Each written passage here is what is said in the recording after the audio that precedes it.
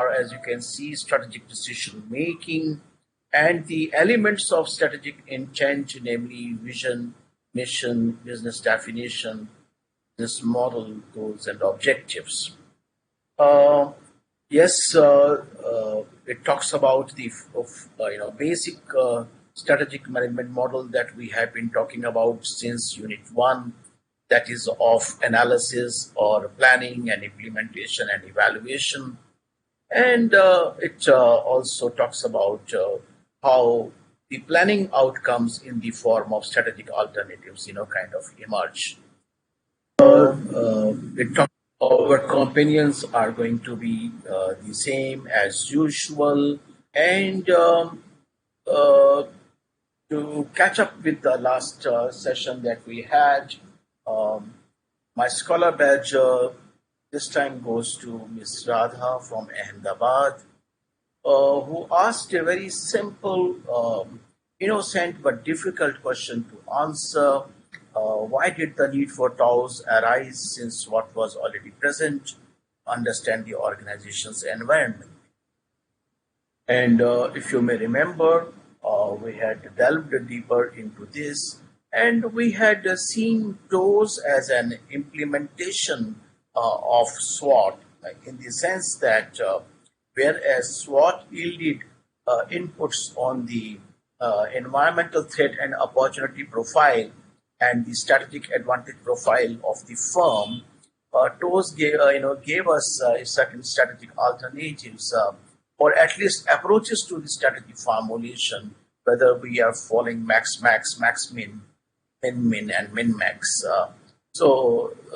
Therefore, this question is worth contemplating, and also kind of responding to, both from the examination point of view and for developing one's capabilities and understanding for the subject. If there are any questions from the interactions that we have had so far on 2nd and 5th and 7th, you're most welcome to raise your queries. Otherwise, our schedule for the day is going to be Unit 3. Now, besides the companions, I have brought in 6 serving men to you that each learner, possesses, and these are our servants. These are our serving men, and if we are able to, kind of negotiate and kind of ask these questions about any subject, I guess we are there, and we are able to know, build our competence in that particular area. So it's a beautiful couplet from Rudyard Kipling. I keep 6 honest serving men. They taught me all I knew. The names are what and why and when and how and where and to. So along these lines, I have structured today's presentation so that I can show you how to implement this, kind of advisory from Rudyard Kipling. And we need to ask, these fundamental questions to strengthen and to build our understanding of Chapter 3, Strategic Management. What are strategic decisions? And how are these different from operational decisions? Is it that over time, what was once strategic becomes a routine? This will help us clarify the meaning and significance of strategic in decision making, in planning, management. What does the prefix strategy, kind of amplify? And when are these decisions warranted? If strategic decisions are non-routine decisions, these are episodic decisions, when are these decisions warranted? and who is responsible for and authorized to taking these decisions. We have already done Bullock and George's definition of strategic or of strategy. We have also uh, referred to Whelan and Hunger's, you know, kind of supplement to that. We have referred to Mintzberg's view on strategy. We'll be recapitulating these, but as I said, these are important questions to ask uh, and kind of be sure of how are these decisions taken.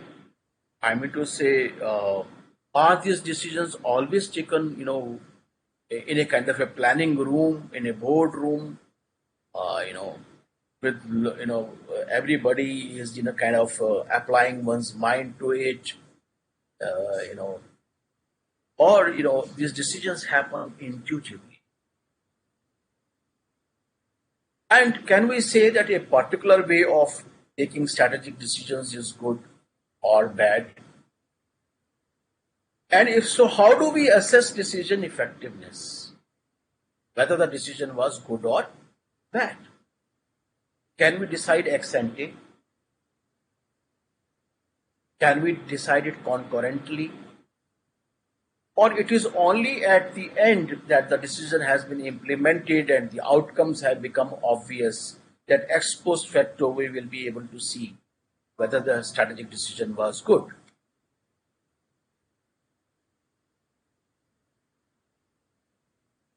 Is this the way that we should evaluate the decision effectiveness? I mean to say, should we focus only on the outcome?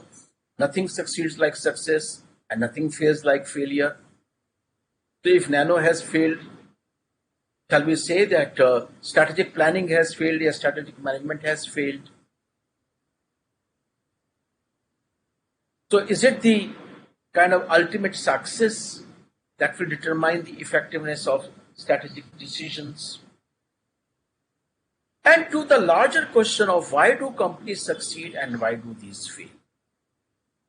So to my mind, therefore, the significance of this chapter lies in kind of enabling us to think through these questions.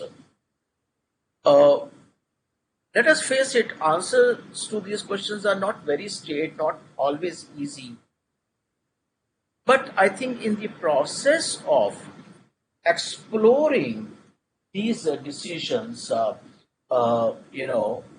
we tend to make a lot of sense about the whole business of strategic management. Now, Mansha has rightly said some of the characteristics of strategic decisions, that these require top management attention. They have a significant impact on long-term prosperity and wellness and well-being of the company, and have major multi-business consequences and are irreversible in nature. Wonderful, Mansha. That is what we have, uh, learned in our earlier, interactions, and this is what we are going to reinforce today, more, in terms of the meaning and kind of application of these, kind of ideas about, strategic management. Okay, so this is a recapture. We have seen that strategic bullet, according to Bullock and George, implies a unified, comprehensive, and integrated decision. Whelan and Hunger have emphasized that strategic decisions are not taken on a day-to-day basis. These are infrequent and non-recurring. And as Mansha has already said, these are irreversible commitments and usually large commitments that go into it. And of course, this we have been persistently saying, that strategy is a plan that relates a firm to its external environment. Mintzberg says that a strategic decision sets the precedent and leads and creates waves of lower level or lesser decisions, operational decisions. So, in a way, Mintzberg is linking strategic decisions and operational decisions. We emphasize these facets of strategic with reference to the fact that strategy is purpose defining and purpose redefining. Now, for example, SKS, when it changes its nature from being a not-for-profit organization into a profit-seeking microfinance company, this is the redefining of corporate purpose. And a strategy will definitely, bring about a change in or a redefinition of the organizational purpose. It alters your product market configuration. So you are diversifying, you are adding new products or you are adding new markets. You are operating in new markets, be it the factor markets or be it the product markets. And it is also about restructuring and organizational transformation. We create a new division, or we merge the two. Even at the proprietary level, mergers and demergers. These are kind of strategic decisions. To capture the fact that strategies may not be formulated essentially and only in the boardrooms, in the planning rooms of the headquarters or something like that. Pennings argues that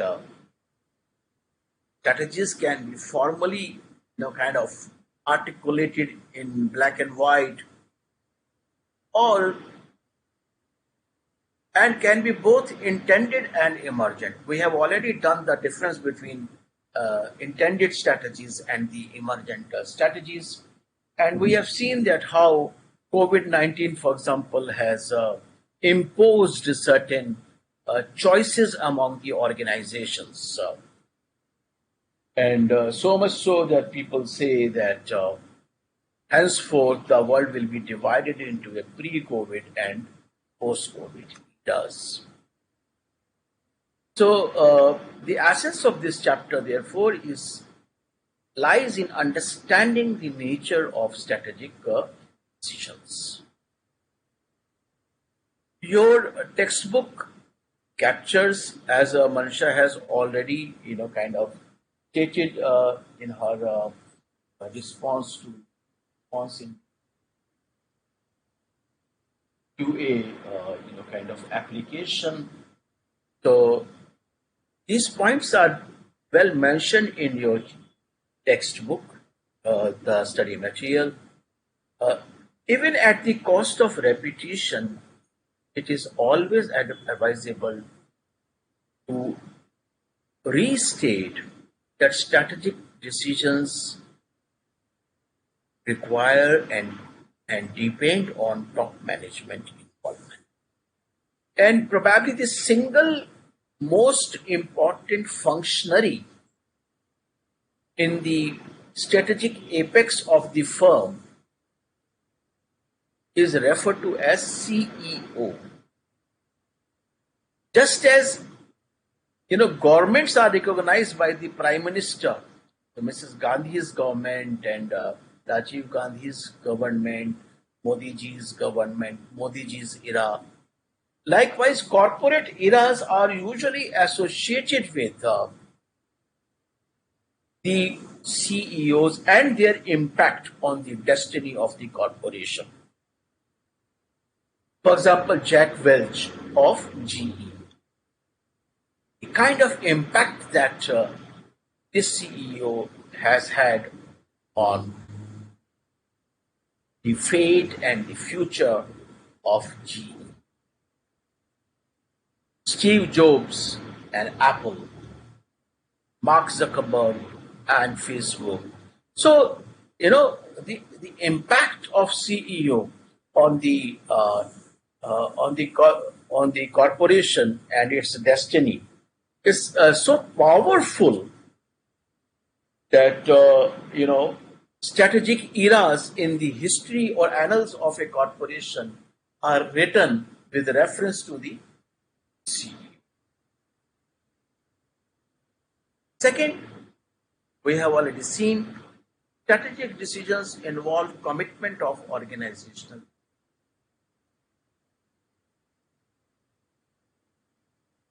human resources, definitely, financial and physical resources. So, commitment.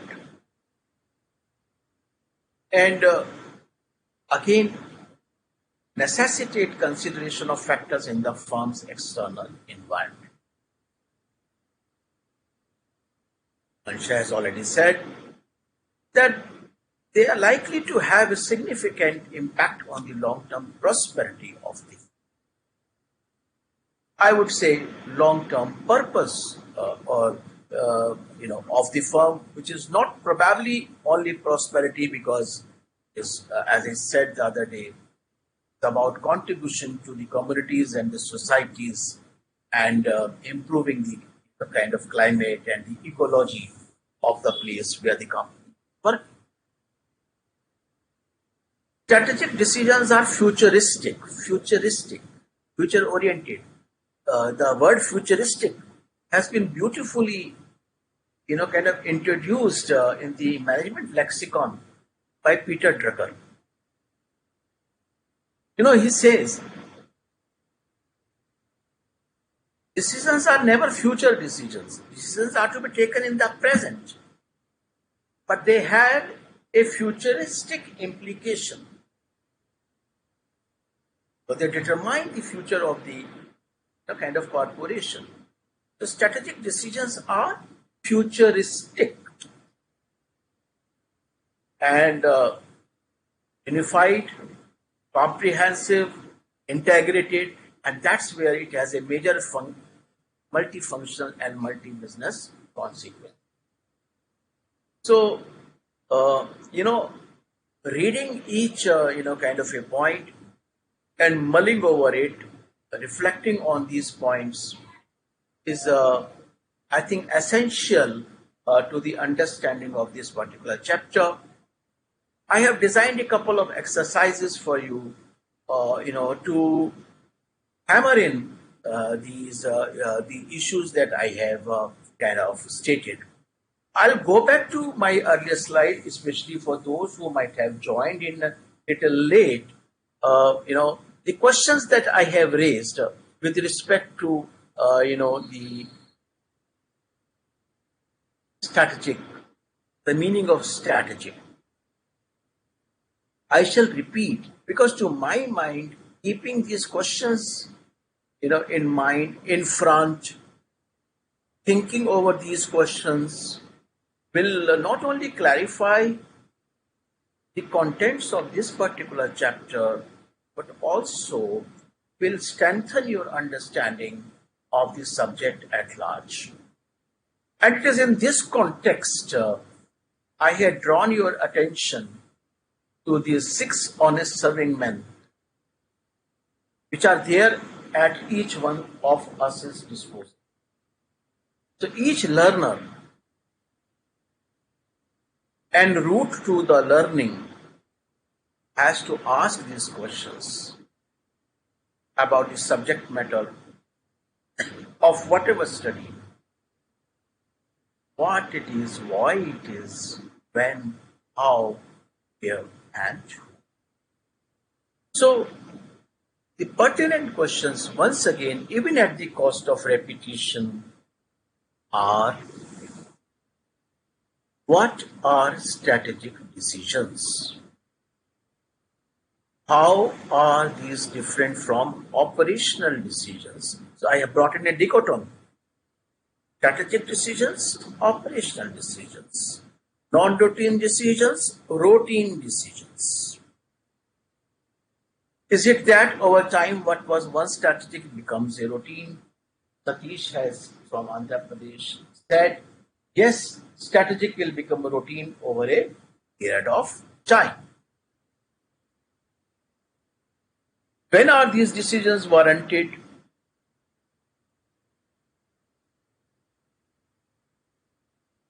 Who is responsible for and authorized to taking these decisions?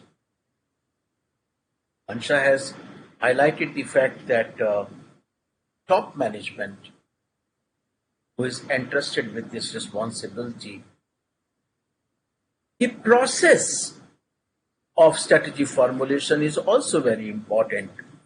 Now, we have been saying that all the books are written as if strategies are formulated in a planning mode.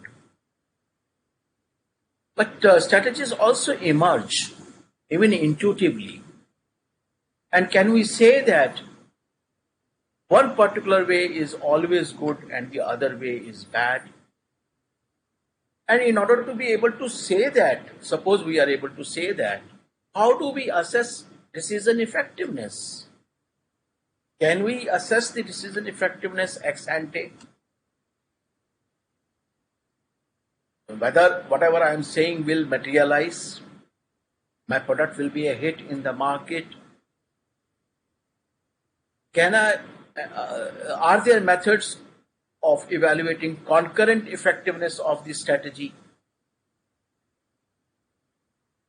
And or is it that I have to wait until the impact of strategy is realized on the organization with a view to understanding whether my strategic decision was effective or not? Rather, linking the strategic level decisions to that of operational level doesn't mean that they are same.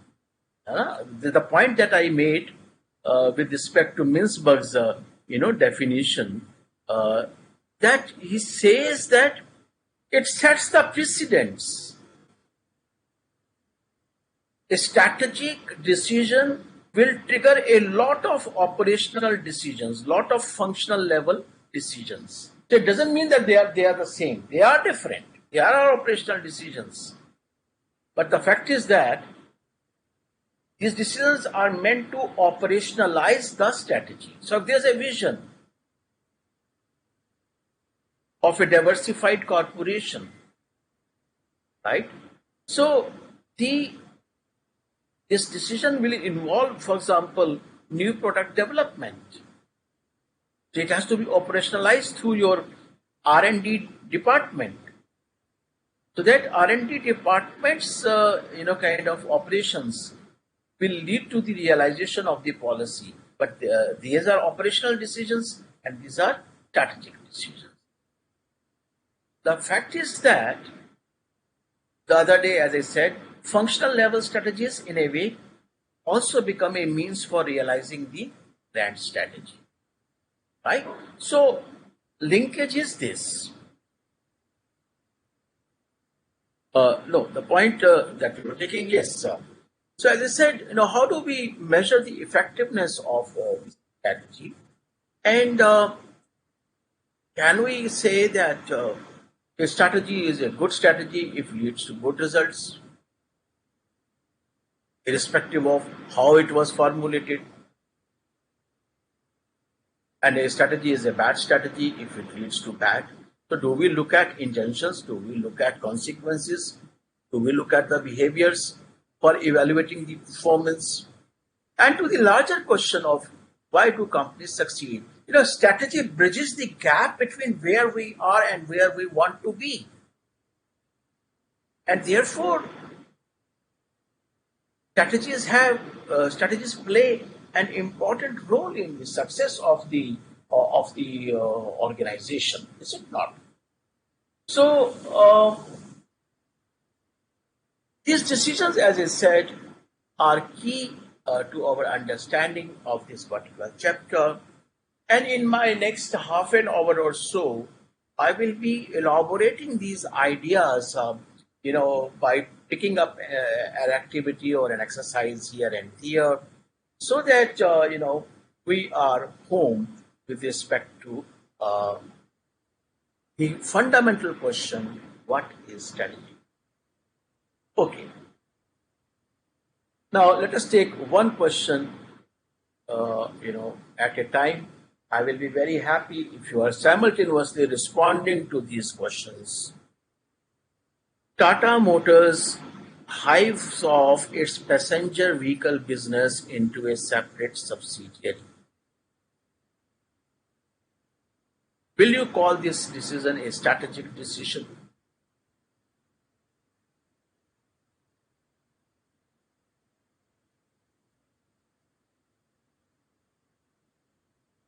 So there's Tata Motors. Now Tata Motors has three segments. You know that: defense, commercial vehicles, and passenger vehicles. And now what we are doing, we are chopping off the passenger vehicles and making it into a separate subsidiary. The question is whether this decision can be regarded as strategic or not.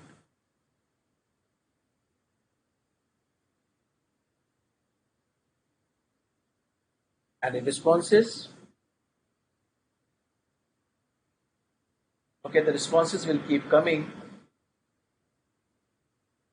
I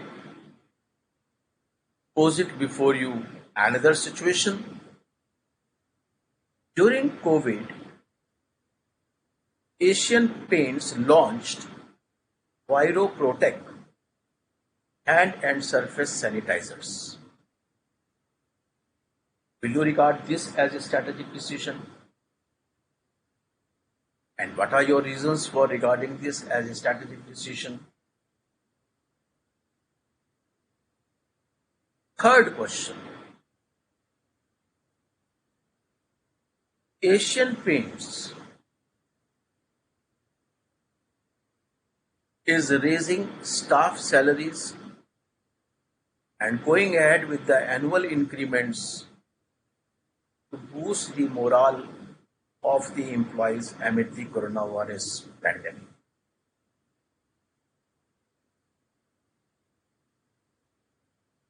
Yeah, so first decision of Tata Motors has been generally by all of you, Radha, Vaishnavi, and Saikat and Mansha, has been correctly stated to be a strategic decision because it alters the organizational configuration, right?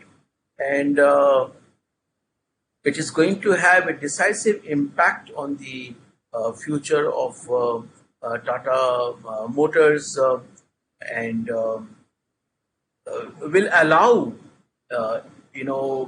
specific focus of the subsidiary on the passenger vehicle market, as it is getting a kind of a it is getting heated up, it is getting redefined. Okay, now the Asian Paints decision is being regarded by Saikat Das and Radha both as a strategic decision. Does it alter the kind of a product market configuration of the firm, and is the sanitizer a kind of a define or redefines the business? So there's something called business definition. These are the questions that we need to ask, and Mansha regards it as a reactive strategy in view of the impact of COVID. So, And the third decision, clearly, is regarded as that it is not a strategic decision, and uh, it's an operations part wherein they are, kind of maintaining or process of annual increments of the employees. In the same way, and Berger Paints honors its commitments for internship even during the COVID. So similarly, uh, is the uh, it's a operational decision. Vaishnavi gets it correct. Now, Google to keep employees home until September 2021. Even Facebook has announced that. Would you call these decisions as strategic? One, two, three, four, five. So this is five. Google to keep employees home until summer 2021. Yeah, Vaishnavi, you are spot on.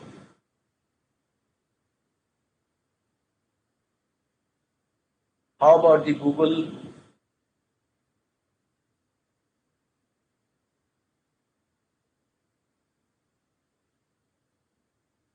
The responses to it, they'll keep coming. And then the sixth, Facebook announced this case study we have taken, already. Investment in geo platforms. Would you call this as a strategic decision?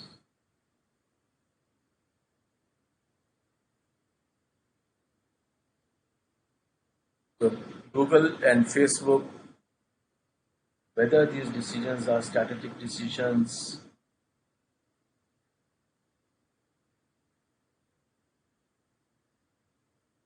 And then an interesting case of Zara. I'll be following it up with another interesting story uh, with reference to H&M. It's also a fashion brand. Zara has been forced to close shutters of 1,200 stores. Is it a strategic decision? Facebook is strategic. Google is not strategic. You are very correct, Ritesh Kumar.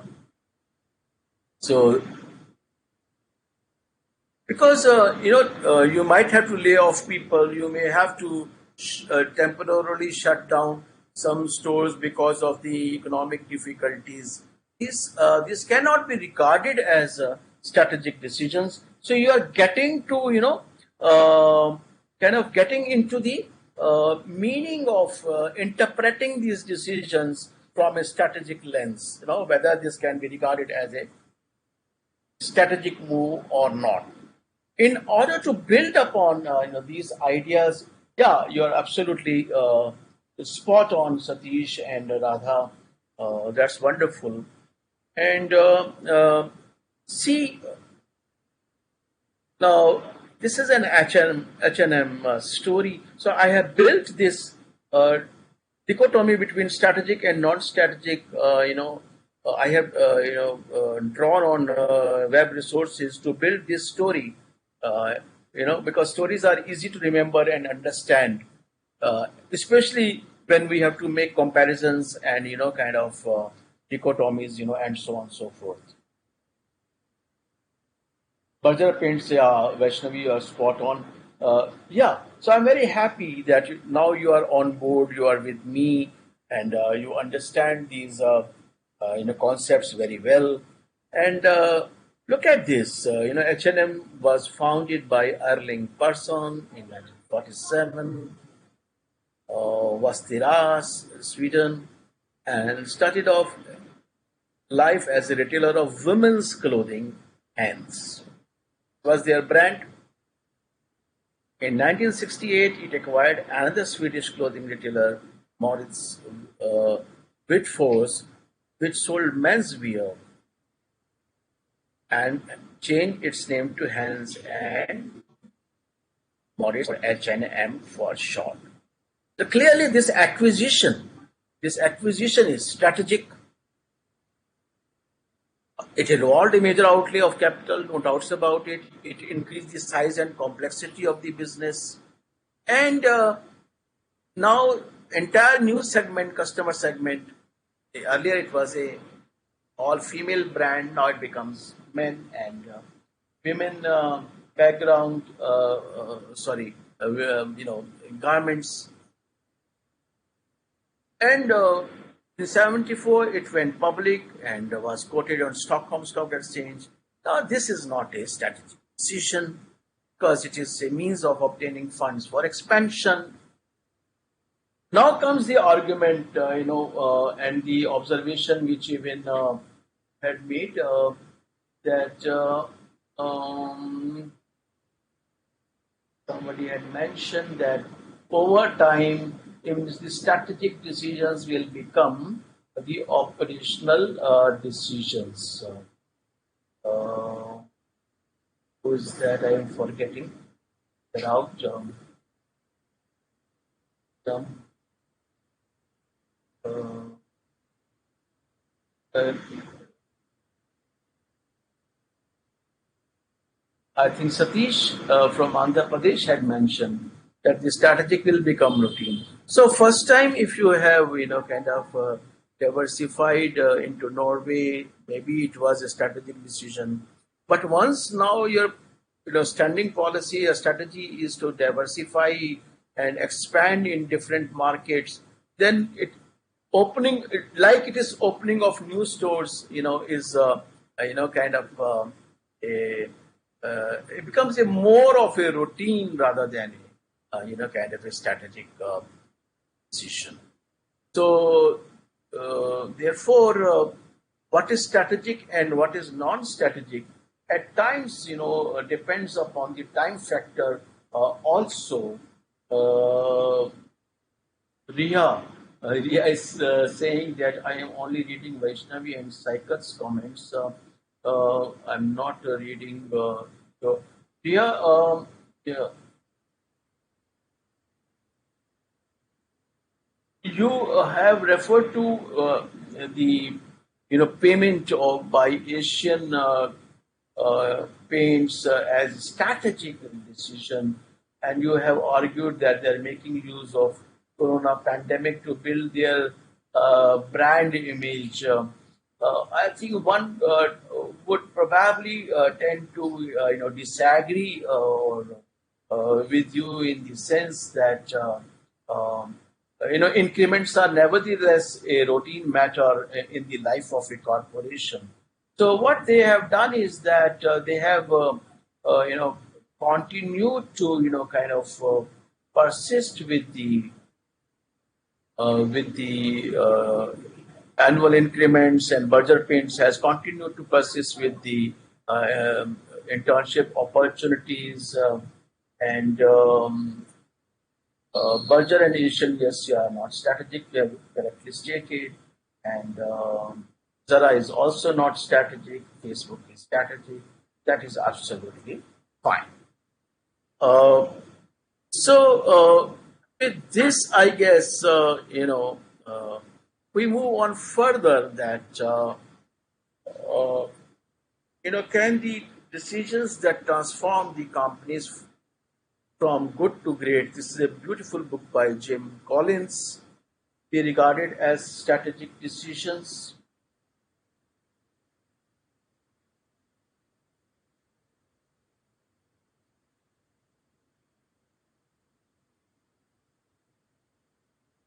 As we have been saying, that these decisions shape and reshape the destiny of the corporation.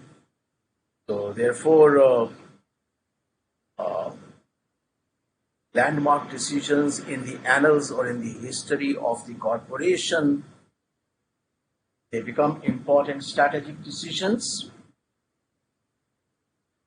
And if it is so,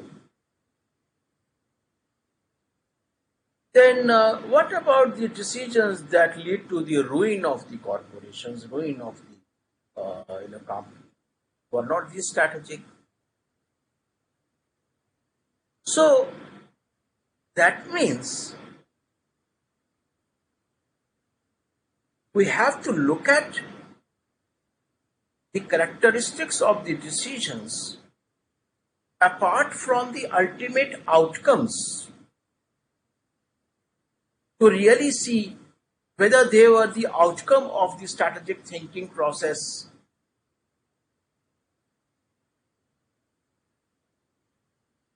of the corporations. Because each decision has its attendant risks and rewards. So it is quite possible that certain strategic decisions fail. These fail miserably. In fact, very many instances of corporate governance failures, as we call them today, they may initially, in fact, appear to be the risks or the hazards arising from the strategic decisions that were taken. For example, inorganic growth via mergers and acquisitions. And we know that whenever we follow inorganic growth,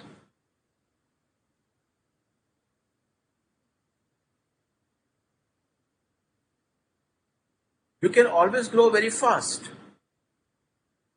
But in the process, you may also grow unrelated. You may drift and diversify into the business areas that you may not be able to, kind of control. Or in the process of growing, you may add certain subprime assets into your portfolio, which will change the risk complexion of the business. So therefore, it's a kind of very complex issue to elaborate what is strategic and what is not strategic. So this is the first segment of my discussion today. That I have devoted almost 45 minutes of the class day to now Vaishnavi, you said that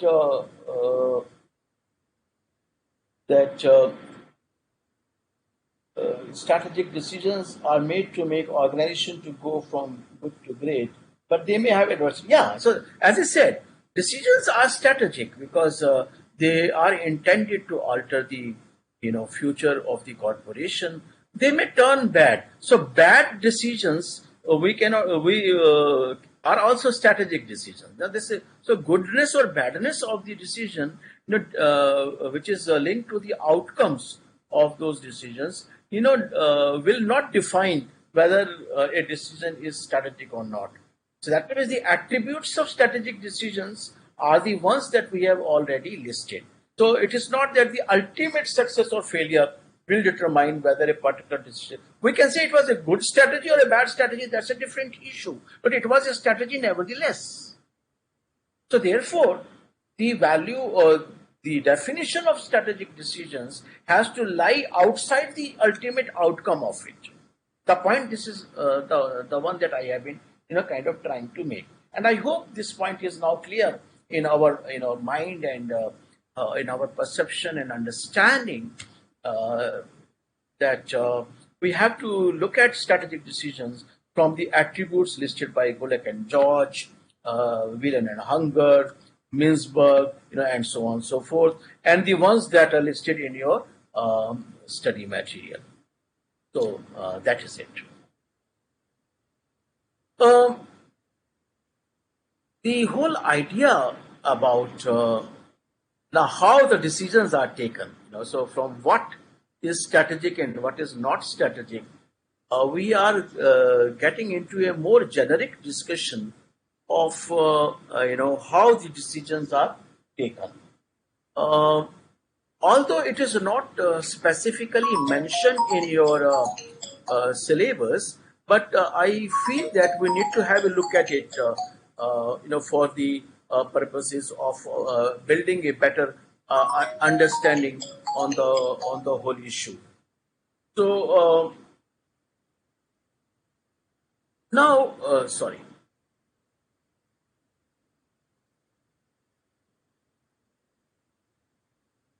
Now, the decisions, whether strategic or even operational decisions for that matter, whatever type, somebody said management is all about decision making.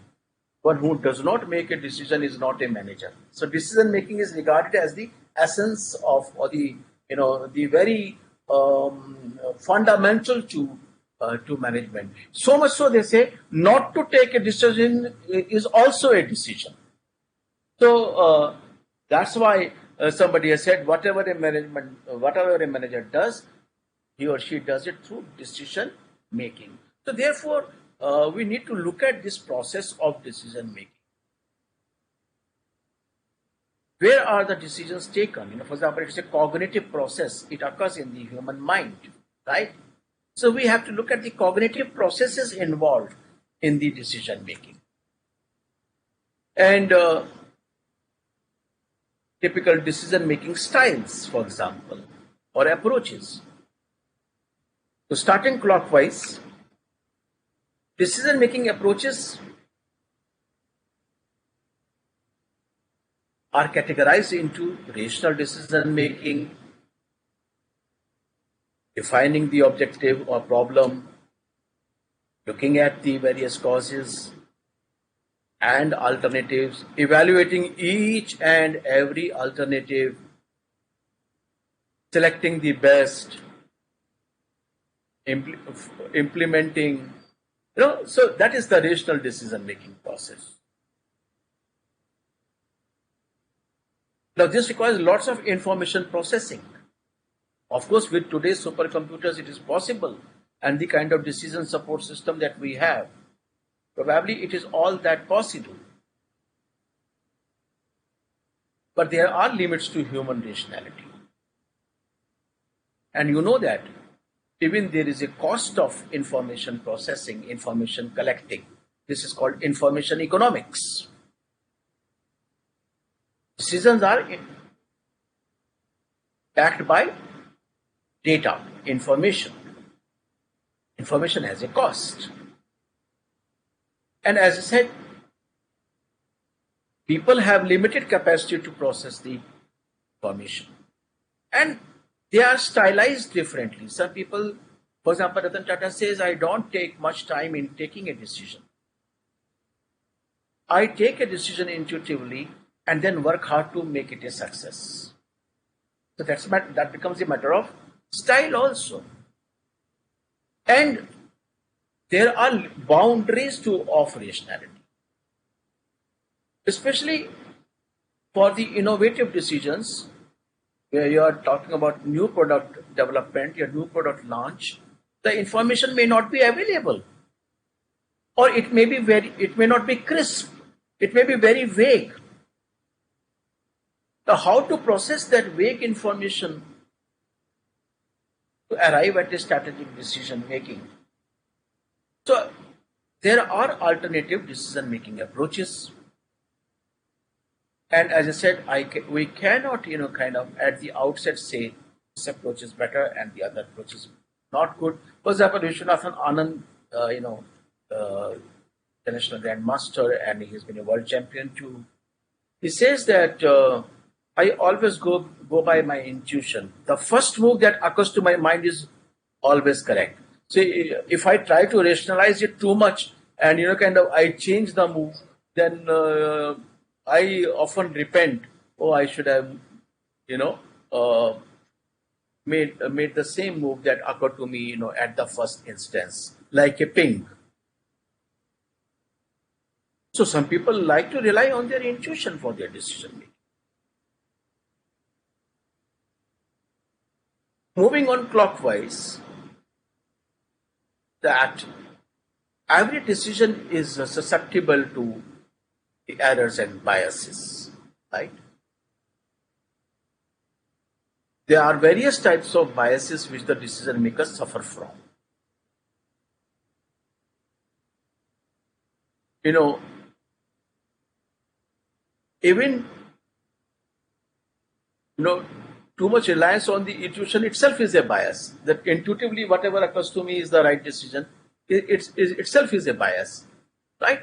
So there are various biases. If the time permits, I will also take up those biases. This is not directly in your syllabus for your examination purposes, but it helps.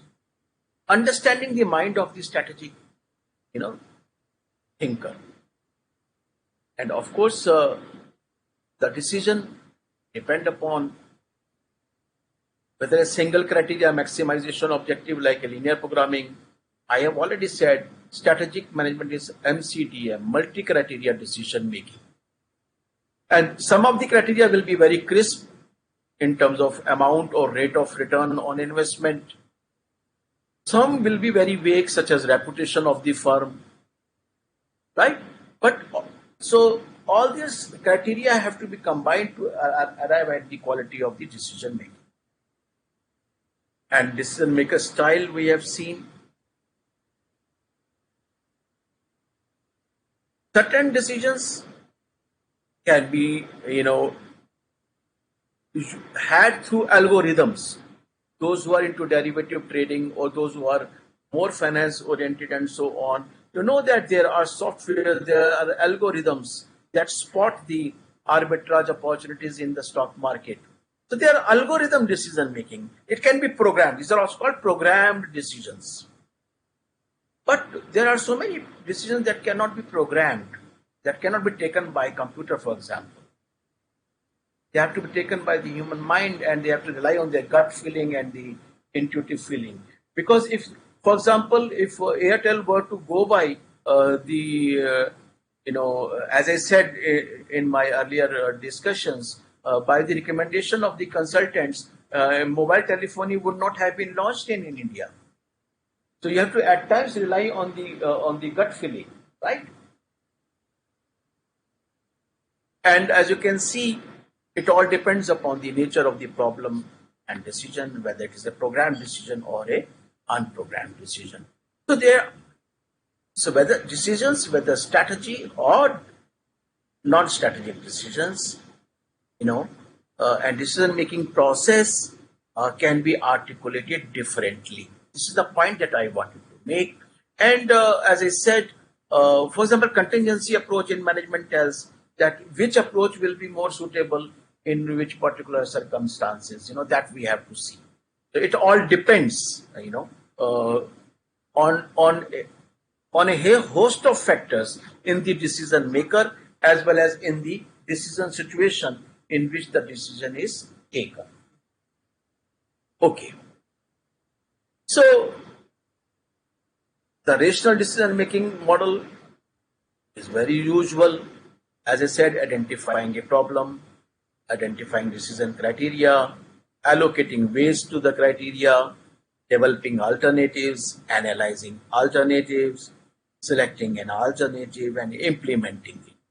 So, as you can see, we have taken a very simplistic decision that our sales representatives need new computers. Which computer to have? So what are the parameters? Memory and storage, display quality, battery life, warranty, and carrying weight, because salesmen will be touring salesmen. So if machine is heavy, then it will be. And then we will allocate the weights, which is most important. So we will do that. And then on the basis of this, we rate the machines available and then decide and kind of use. So question is whether in strategy formulation this type of model will be Radha asked me artificial intelligence. I am not as much conversant with the idea of artificial intelligence, but fact of the matter remains: machine intelligence is not going to substitute human intelligence. It is going to supplement human intelligence for sure, for sure. In fact, you'll have to excuse me. There's an important phone call coming that I have to take for a second. I'll put my uh, audio for a on a block for a while, and I'll have to kind of take a call probably. Just a minute.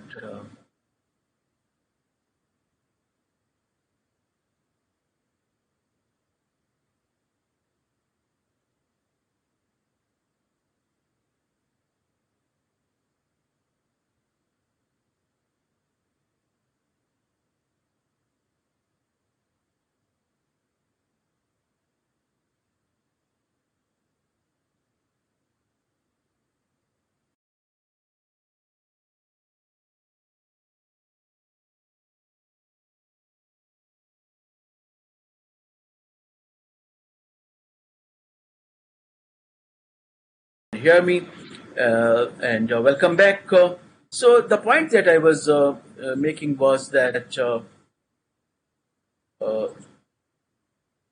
in as much as strategy deals with new problems, unknown unknowns, it is not necessary that we will be always, will be following this uh, model. But as I said today, and as Radha has pointed out, today's artificial intelligence actually allows you to process, information at a lightning speed that our boundaries of rationality have increased. So we are not now talking of humanoids taking the decisions. Humanoids are part humans and part machines, because we all are wearing so many gears, and we all have access to supercomputers for our decision making. Big data analytics techniques are available. So to that an extent, our prowess in decision making has increased. Yeah, in comparison to the rational approach that I highlighted, kind of in the previous slide, as you can see, that is another approach to decision making that I talked about. Yeah, AI mimics the human behavior. It supplements human intelligence and what you call Internet of Things, right? So, it allows you a lot of flexibility in your decision making. For example, since this question has arisen, that this artificial intelligence today allows you to judge the concurrent validity of your decisions. Suppose I am running an advertisement campaign, right? And what I can do is that and I am running it on social media channels. So I can, on real time, basis, see who all are watching my advertisement, and what is their, kind of a demographic and lifestyle profile, and so on, so that I may follow up my advertising with sales promotion, kind of a strategy to be able to reach the target customers and elicit a sales response from them. So it's 7 o'clock. That was not possible hitherto, in the absence of this information and communication technology and the growing use of artificial, intelligence.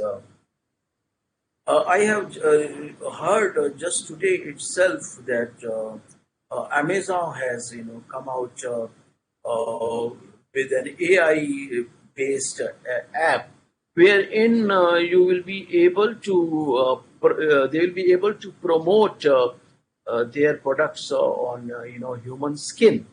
So, so as I said, the technology is so evolving today that it is possible to enhance the limits to human rationality. So Why bounded rationality model given by Surratt and Marsh, got developed? Because we realized that, one, human ability to process the information is needed. Number two, there is an information cost, information economics argument, cost of information and the benefit arising out of the information. Is it not? So even if I am able to arrive at a right, strategic decision, but by incurring a huge information cost, then maybe this cost will offset the benefits that will realize from the that strategic decision. Is it not? So strategy maker therefore has to evaluate the cost and benefit associated with so-called well-informed decision making also. And you have to take so many decisions every day that you cannot always go back to the computer and calculate and kind of so you have to rely on your own ingenuity and as I said gut feeling in arriving at decisions. You develop your own rule of thumbs. Warren Buffett, he's regarded as one of the most successful investors. Yeah, how would he take his decisions? These are strategic decisions. Where to put the money? If not, for example, he writes that he would sit near a mall, right, and he would observe the shopping bags of the people, and on the basis of the observation, what products are getting sold, people are carrying, he would take a decision. Now, of course, all this information is available at a click of mouse. You can monitor on a real-time basis products that are moving off the shelf, from a mall, or companies are on the SAP, so they can monitor their worldwide sales of the products, and thereby they can decide what clicks and what does not click, and then arrive at a decision. So yes, technology permits you to expand the limits of human rationality, and the artificial intelligence empowers you to do so. So to that an extent, I guess Radha and Mansha are spot on. And but as I said, decisions are taken by human beings, and human beings are a composite of rational and the emotional, and therefore, what matters is a behavioral model of decision making to really understand how strategies are formulated, and how strategic choices are made. Because if it were so perfect, then no strategy would ever be wrong, is it not? And as I said, environment will always keep throwing the unknown unknowns, is it not? The COVID probably was an unknown unknown that the companies could not, envisage, countries could not envisage in the widest of their, kind of imagination. Although we say that the sci-fi films had, kind of, already kind of predicted or shown these kind of situations, right? But who would have imagined that we will be facing this COVID pandemic for a reality? If not. Now, so therefore, decisions are taken in a typical human way, and we need to kind of appreciate this particular fact. So this is a kind of a summing up of the discussion on how the strategic. Now we begin with what are strategic decisions. Please understand. And then we move on to the discussion of how these strategic decisions are taken.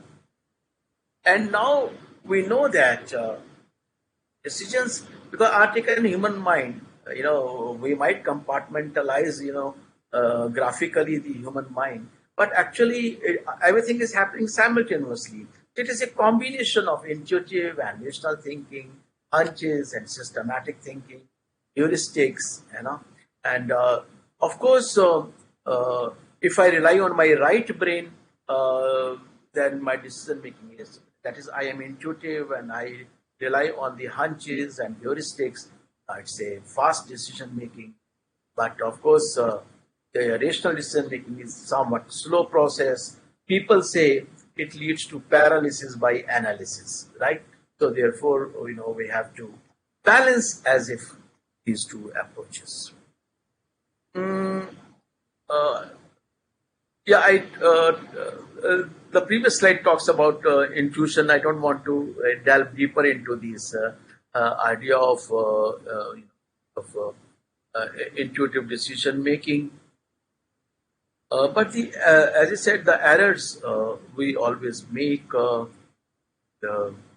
we try to look at the new problems from the old lenses, because we are always, driven by the hindsight for that matter. Um, we have a confirmation bias, so we tend to think in a particular way, even if the evidence is contrary, because we select that evidence which suits us for our decision making. So, decision maker biases are always there, and we look at the recently occurred decisions situations more in our memory than the distant. So there are several biases in our decision making process, and we differ with respect to our way of thinking, as I said, rational or intuitive. We also differ with respect to tolerance for ambiguity. For example, certain students would like specific answers to a question, right? They don't want to apply their mind. They don't want to apply their explorative, kind of a skills to arrive at an answer. They want a quick fix, ready to made answer to a given problem. But you know that neither the problems are given nor the answers are ready made available in life, is it not? So what you have to do is that you have to struggle, you have to juggle, you have to arrive at those answers, so, and that's where you need to have that kind of a thinking process. So, so far, therefore, I shall, even at the cost of repetition, highlight the fact we took off in this session with the meaning of strategic and uh, planning, or what is the meaning of strategic in strategic management, and then we also looked at how decisions are made. There is a beautiful, those who like to read the World Development Report 2015. Uh, that is based only on human mind, how decisions are taken, what kind of incentives, what kind of cues we respond to.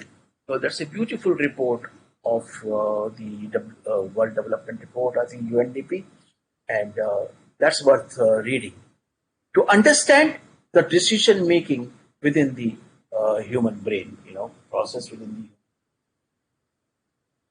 Now, I am moving to the second segment of very honest, third segment of today's discussion, and this will rest on the strategic management model given in page 3.15.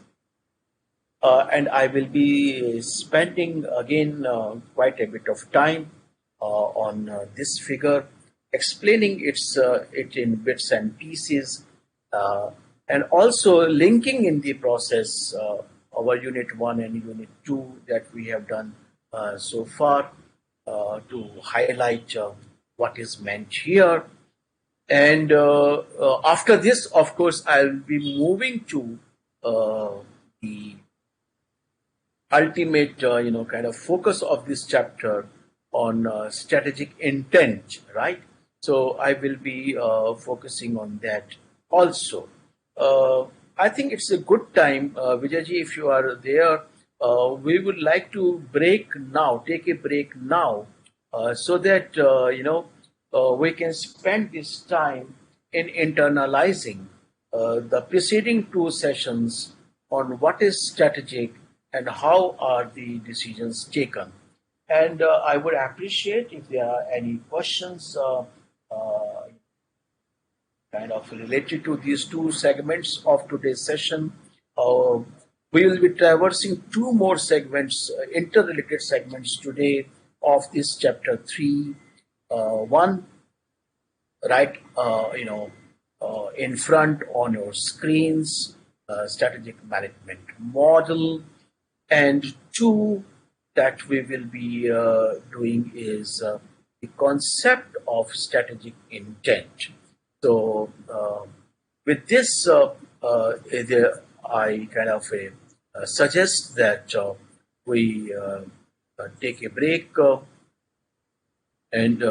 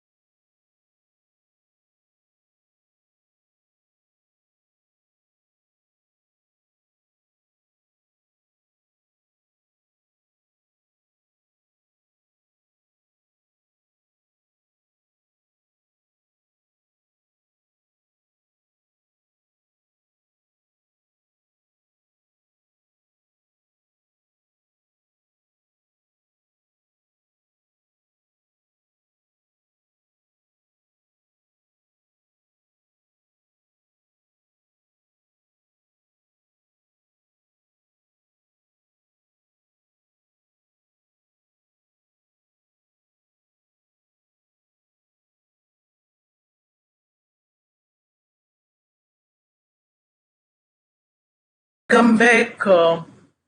Yeah, I probably missed this Radha's uh, question with regard to chapter 2, backward integration. Forward integration. First, let us all be clear about the meaning. The meaning of forward integration is when we are moving to the consumer's end, and the backward integration is when we are moving to the supplier's end, right?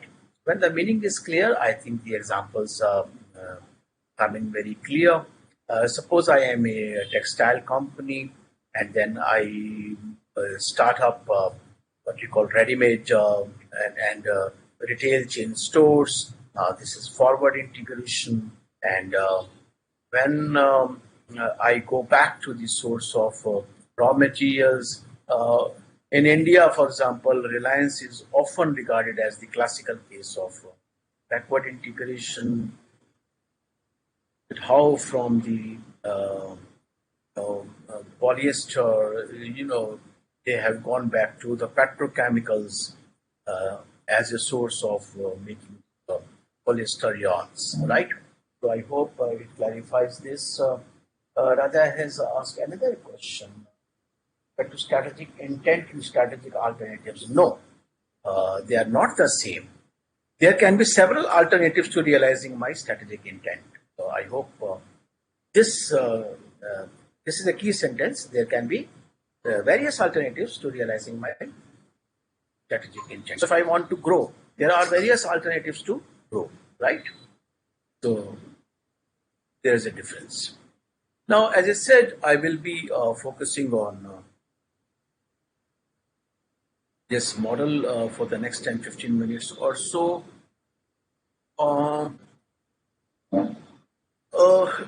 If you can see the right quadrant of this slide, wherein I have mentioned in orange letters, whatever is mentioned in the orange letters means that we have discussed this in our previous chapter. For example, we did see that environment analysis and organization appraisal is these are the composite parts of our strategic analysis that we did in chapter for competitive strategies.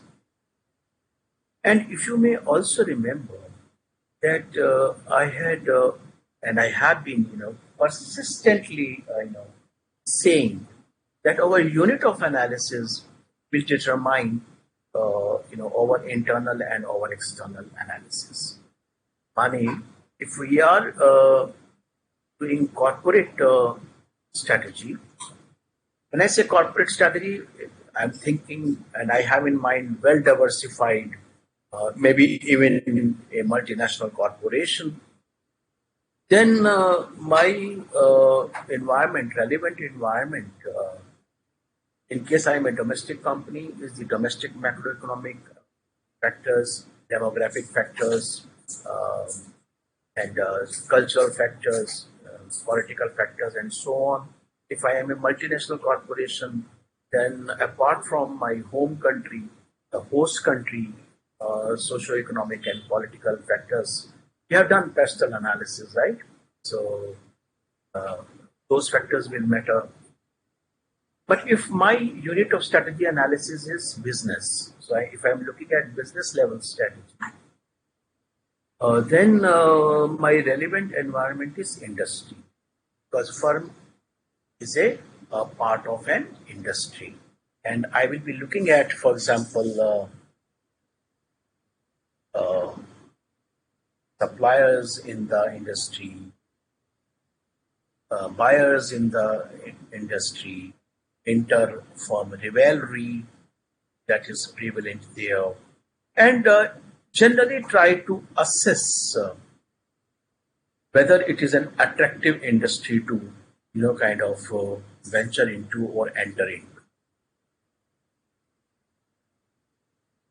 Likewise, for my functional strategy, the relevant environment will be, suppose I am doing financial strategy, then my relevant environment will be financial markets.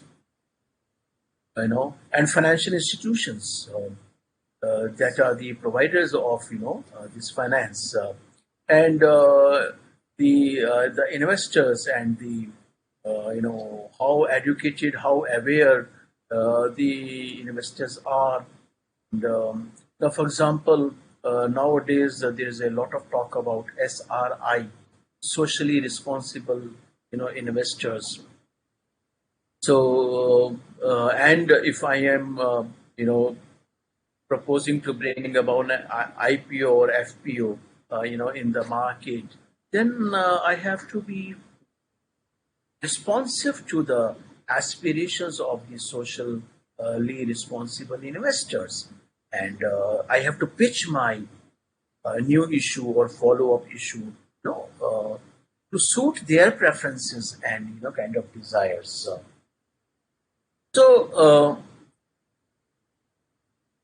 again, at the cost of repetition, when I am talking about organizational analysis and organizational appraisal, the unit uh, of analysis matters. Whether I am, or in other words, level of strategy formulation matters. Am I talking about corporate level strategy? Am I talking about business level strategy? Or am I talking about functional level strategy? Hope it is well entrenched idea now in your memory and tactic. Uh, yeah, I'll come to the question on the difference between strategic fit and strategic intent. Give me some time. Let me just first, kind of complete this kind of idea. Now, I have, kind of highlighted in orange letters on the left panel the idea of preview. The model as given originally in your book is about the feedback, the review. I have added the concept of preview. Now, what does it mean? It means that the environmental analysis and organizational appraisal, for example, can enable a firm to define its purpose, vision, mission, and objectives. So both, it is purpose defining and purpose taking. Strategy management is both. I can begin with the given vision and mission and then see how to generate strategies and implement these, and of course evaluate the feedback. And that's how usually strategy is defined, as a course of action to achieve the objectives, as if objectives are given in the strategic decision making model exogenously. No, so as if strategic management begins from the purpose which has come from somewhere else. What I am arguing is that strategic management also allows you to define and redefine your purpose. Now, this is a very important observation that I would like you to, kind of keep in mind. An SKS case study that I have, case scenario that I have taken, highlights the fact that how SKS reviewed its objective.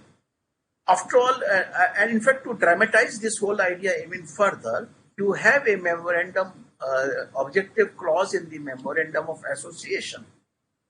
It is not that this clause cannot be altered. Yes, altering it requires maybe a special resolution. That's a different issue. But fact of the matter is that you may like to revisit your organizational purpose, redefine it, maybe enlarge it, kind of, or maybe make it more embracive and inclusive, in terms of your idea of corporation. So strategic management model, to my mind, therefore, permits you also to, kind of define your strategic purpose. And of course, I have situated, because this is a standard model, and I have been saying, followed almost in all the books on strategic management, is a planning model, and it rests on the theory of intentional behavior, theory of reasoned behavior. So with the cyan, or what you call certainly purplish, kind of fonts, I have tried to overlay the concepts from theory of reason behavior that I have been saying, that it lies at the core of uh, conventional, most popular strategic management model. That intentions are formed out of a perception of desirability and feasibility. The perception of desirability that we should be doing this comes from the environmental opportunities and threats, and the perception and the confidence of feasibility comes from your internal strengths. So I hope the overlaying with the purple, kind of letters of the model of the book clarifies the underlying theory of reasoned behavior, intentional behavior, that we have done in our earlier sessions. So implementation of strategies become behavior, and the outcomes become a basis of strategy evaluation and control. So therefore, to my mind, the third phase of today's session, that hinges on this particular figure on page 3.15 of your study material, is very, very important.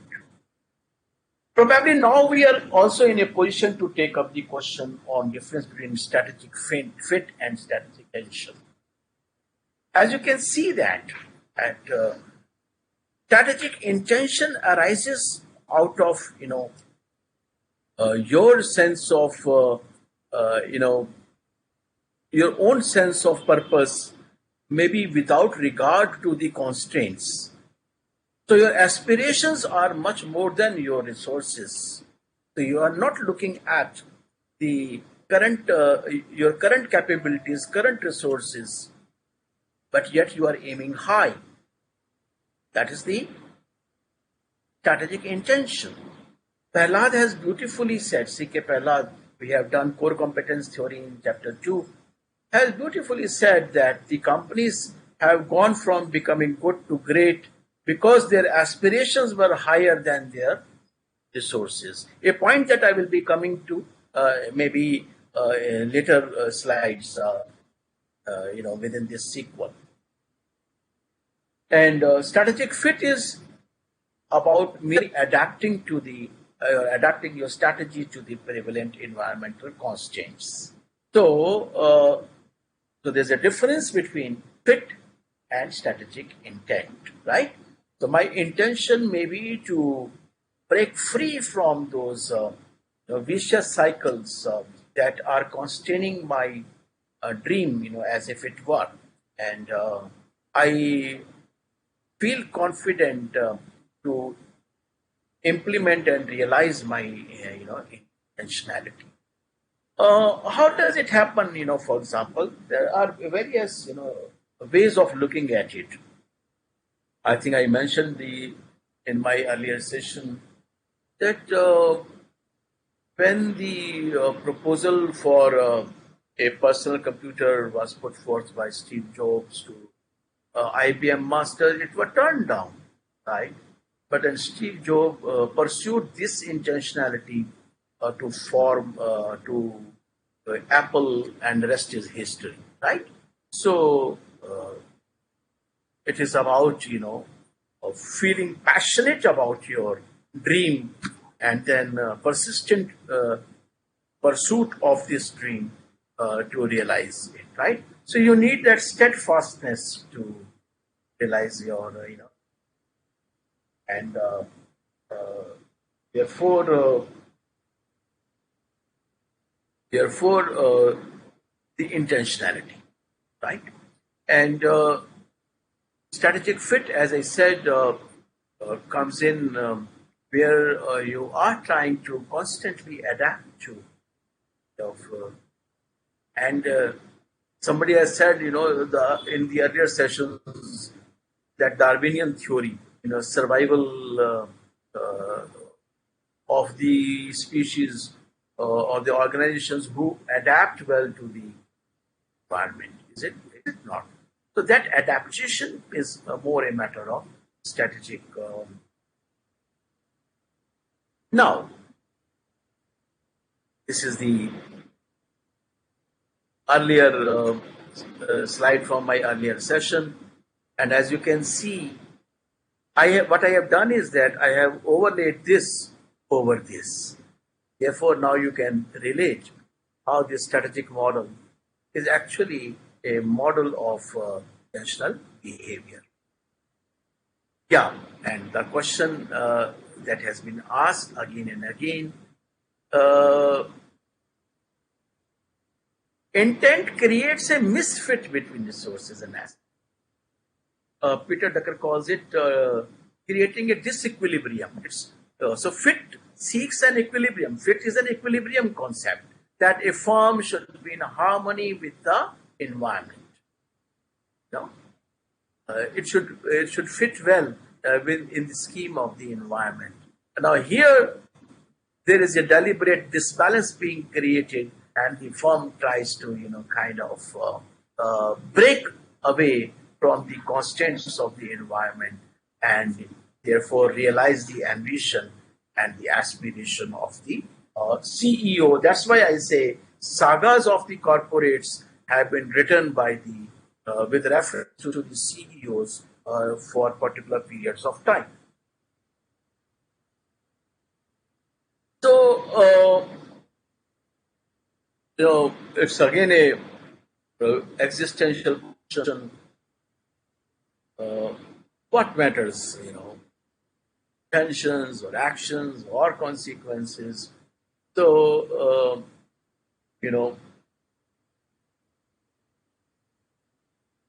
at times, we say, as I said, nothing succeeds like success. The ultimate consequence of strategy will determine whether the strategy was good or bad. So probably it depends upon, they say beauty lies in the eyes of the beholder. So what do you like to emphasize, more in terms of the performance of the corporation? Uh, I think I'm moving toward these elements of strategic intent for this. What I can do is to stay here for some time more, and clarify this issue. So how the performance will tell you the gap between what you wanted to achieve and what you could achieve, and therefore may, in the form of feedback, uh, lead to the correction of either your implementation or your planning process. But as I said, this gap analysis. Oh, I can draw an analogy between analysis as in accounting equation. You know that accounting equation can be used for transactional analysis to begin with, to decide which account to debit and which account to credit, for example. But you know that whenever accountants are stuck with any accounting problem, the first thing that they refer to is the accounting equation. That means they try to assess impact of a particular circumstance or a particular decision on ALCRE, assets, liabilities, capital, revenue, and expenditure. And they see how this equation, kind of works. Likewise, this analysis, strategic analysis, can also, so accounting equation is both used for planning as well as for feedback control. Likewise, strategic analysis is can be used both for feedback control as well as for forward planning. The strategic analysis can lead to the vision of the corporation, and then from there you generate subsequent strategies and implementation thereof, and the performance, right? So this figure, therefore, to my mind, requires your greater attention and understanding of it. Okay. Now the issue that has been bothering a lot, your this is wide, kind of and loud and clear in terms of the meaning and the what you call consent, not concentric, the circles, in circles, tangential circles are, kind of saying that strategic intent comprises the vision and mission of the firm, and to the larger issue of business definition and business model, and reaches even further down in the form of a means ends chain to the goals and objectives of respective divisions and departments. So I hope we should not lose sight of this model in understanding the meaning of the terms, right? Uh, at times, the the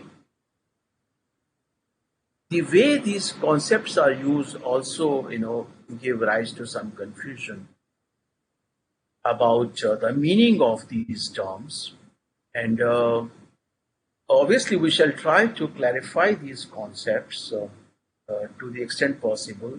But one thing one has to be very sure. Yes, for pedagogic purposes, for exam purposes, we need to be able to differentiate and discriminate between the various terms. But however, for the purposes of understanding firm behavior, strategic behavior, even if there is an overlap in the meaning of these terms, it's okay. So maybe in exam you will have to differentiate between a vision and a mission, and you must be able to do so. And you should be able to differentiate between vision, mission, and objectives. Absolutely fine. But you must understand that all these concepts, as you can see in terms of the title of this slide and how it is given in your study material too, as the elements of strategic intent. Now, to therefore referring to the question between strategic intent can be said as a strategic vision, it is clear here you can see that the vision is an element of strategic intent, right?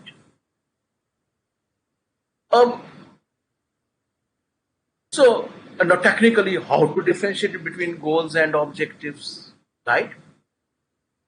What criteria should we use to differentiate between these terms?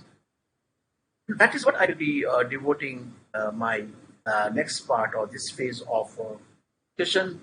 I'll be trying to clarify these concepts. But as I said, we use them in common parlance so interchangeably, that at times these differences become very blurred, and we are not really able to really differentiate between these concepts.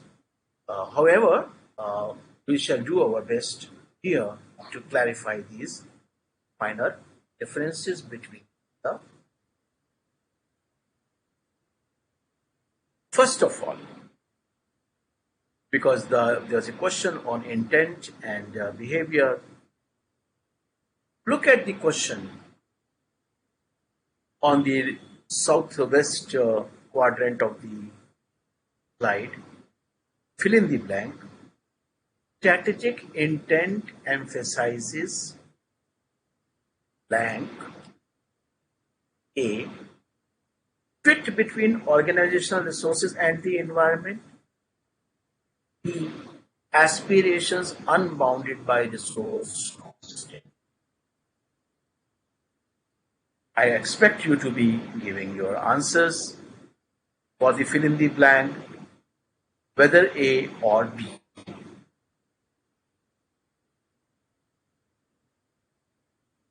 What does strategic intent emphasize? Quickly, please. Quickly send in your responses.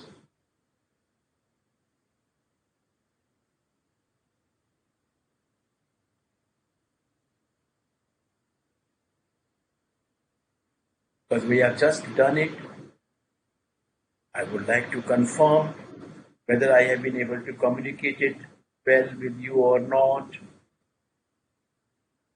Answer is B. Absolutely spot on. Because we have said just now that intention is a, strategic intent tries to create a disbalance between or a misfit between firm and its environment, because in this process of creating this equilibrium that I aspire to achieve more and better and higher. That's the point. So this is so much so about the left quadrant of the slide. Now onto the right quadrant. I have introduced one more concept for your reckoning and for your consideration, and projected it in the form of corporate purpose. And today it is more common to use this concept of purpose to define corporations. And purpose is a concept that goes beyond selfish interest, self-interest. It transcends, it goes beyond that. And if you look at on the northeast quadrant, I have used two words, TBL and QBL. Let me see if anybody responds. What is TBL? I have talked about it in my previous discussion. What is TBL? If anyone would like to respond to it. Let me see who responds to this TBL.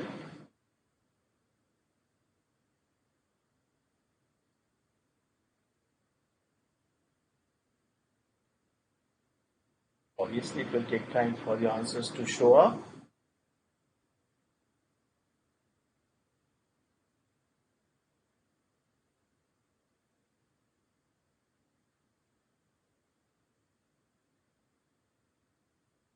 Triple bottom line. And QBL is quadruple bottom line. I've given a hint. And I will move on, and I'm sure in the course of the discussion, your responses will come, and then we can discuss this further. So now we are talking more and more about purposeful corporations. Corporations that go beyond pursuit of self-interest or the interest only of the investors and the shareholders. Meaningful organizations is becoming a reality of the day. So everybody is seeking a purpose in life. So are the corporations. I will delve upon this issue even deeper in the course of my discussion. And what has happened is that, as you can see here, Firms are using several methods to incorporate a larger than self interest element into the definition of their vision and mission. So, some TPL is not technology based learning, it is triple bottom line, wherein firms are simultaneously looking at profitability, people, and planet. The fourth P, in a way, is the purpose. So that becomes QBL, a quadruple bottom line. So certain firms set up their charity arms, and they do the this. Some people are some companies are very focused on their social impact. Now, for example, Lemon Tree, focuses on opportunity deprived sections of the society, and they provide employment and training, of these opportunity deprived people. Um, so some firms, kind of incorporate this idea of social purpose in their very concept of for example greening of the product life cycle, where right from the sourcing of the inputs to the sale of the output and ultimate disposal of the product, they adopt green practices. ITC, for example, hotel chain is the probably world's first to have gone positive on air and water. That means they are exporting cleaner air and cleaner water into the ecosystem than they are importing. So some companies, for example, encourage their employees to spend even hours in a week for the social cause. It could be care for the elderly or for literacy programs, and so on and so forth. So what I am trying to say is that the corporations are out to seek greater social legitimacy, and as such, they are trying to define or redefine themselves as responsible citizens of the global communities. So now this is a concept beyond CSR, as you can see, and this is a concept more towards conscientious commerce and conscientious capitalism and conscientious corporations.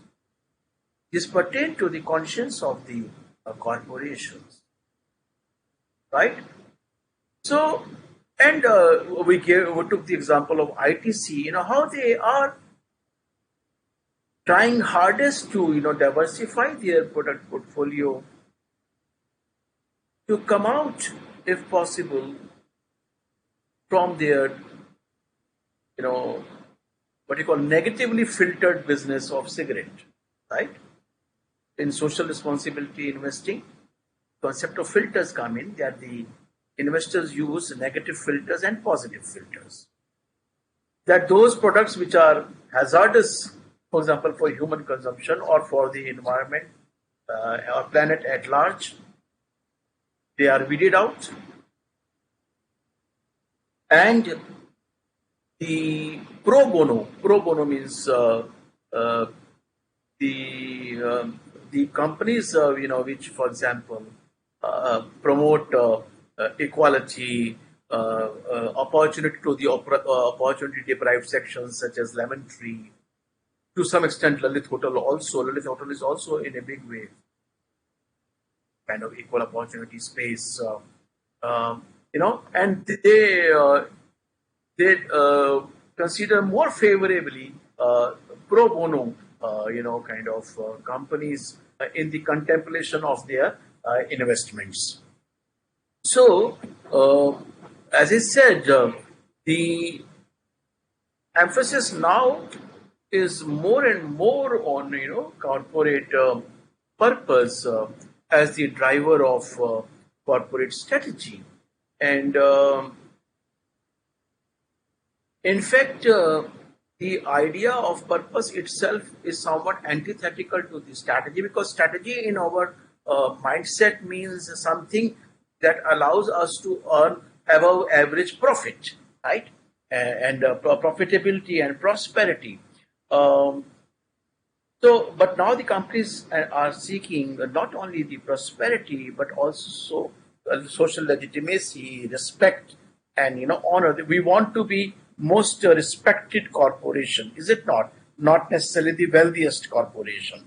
So this kind of a shift in the corporate mindset is very much kind of not only evident, is more and more desirable, especially in the wake of the kind of lessons that COVID-19 seems to be, kind of giving to us.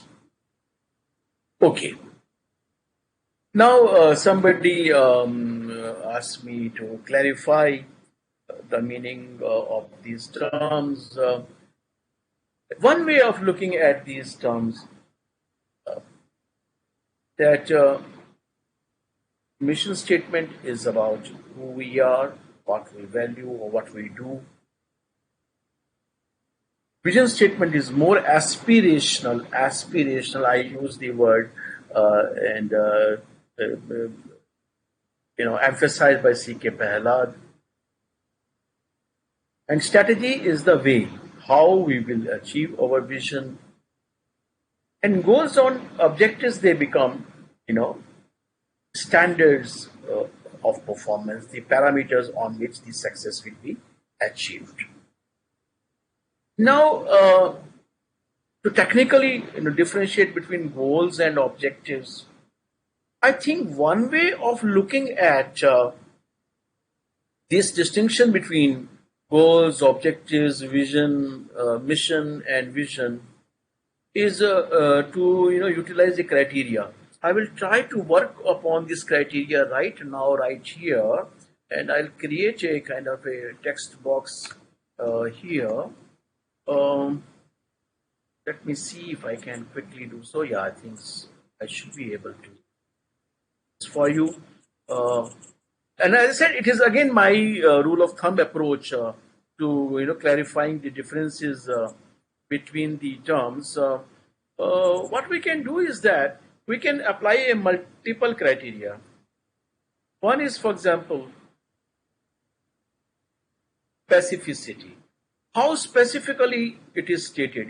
Vision is not very specifically stated, but goals are and objectives are more specifically stated. Then measurability.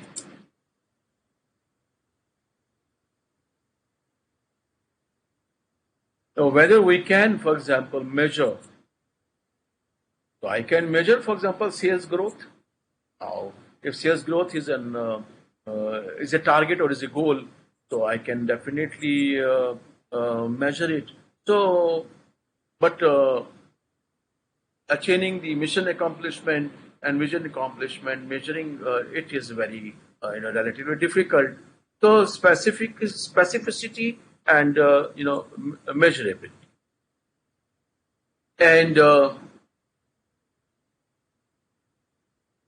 what you call the relative possibility of attainability. Because once an objective is achieved, then its relevance as the driver of performance is gone, is it not? So I think the other day I mentioned if malaria eradication was my objective and malaria has been eradicated, then the relevance of this department is gone. So in a zero-based budgeting, no budgetary allocation will take place to this particular department, is it not? But if it is broad based, whose attainability, is a kind of a moving target. So the vision, for example, my vision is excellence. Now, excellence is a moving objective. It keeps on, kind of expanding. And realistic means what is tangible, which can be touched, which can be seen, and means abstraction. The vision tends to be more abstract, but the goals tend to be very realistic. In fact, the word goal comes from sports. Somebody asked me to differentiate between goal and what you call objectives. Goal comes from sports. Goal is visible. In football, your goal is visible. In hockey, your goal is visible. In basketball, your post is visible. So the visibility distinguishes between goals and objectives. So objectives tend to be a little more abstract than the goals. Targets tend to be more time bound than the goals and the objectives. So that means, sorry, while you are trying to distinguish between the concepts, it is always advisable not to use one criterion but use multiple criterion to distinguish between the terms. The last is time boundedness. How time bound is that? I will show. Now, how at times, I had asked you whether these concepts can be defined and discriminated, ex ante, or we become clear about these concepts as we read about these concepts in different settings and so on. Anyway, if I were to kind of highlight the first letter of these terms, I create a smart basis of distinction.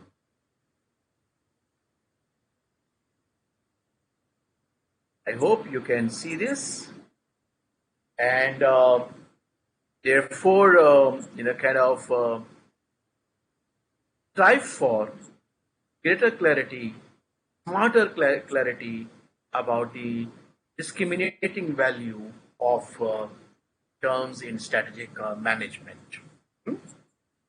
Okay, let us see what lies ahead. Now, remember I had said that many a time vision or mission has to be interpreted from, some other facts, behavior, of the firm. I have taken up a case study of interpreting Amazon, vision, for example, from its logo and changes in its logo. And it's a very interesting story. And as you can see that the first logo by Amazon was, kind of the depiction of the Amazon River, right? Blue background and the letter A, the shape of river inside, and of course you know that Amazon started off as an online bookstore, so that's how it happened. And then this monochrome version came in to highlight the technology part, the .com part of the Amazon's business. It was an online platform. In the third stage, as you can see, all capital letters were used, and you know, in English language, for example, the use of capital letters, is an indicator of, false pride and something like that, as if you are being arrogant, the capital letters, right?